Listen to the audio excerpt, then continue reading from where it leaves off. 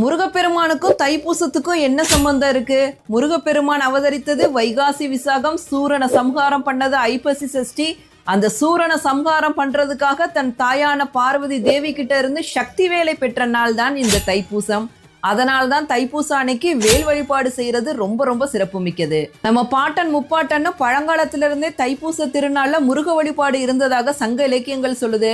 அப்போ தைப்பூச திருநாள்ல வேலன் வெறியாட்டு அப்படிங்கிற முருக வழிபாடு இருந்தது.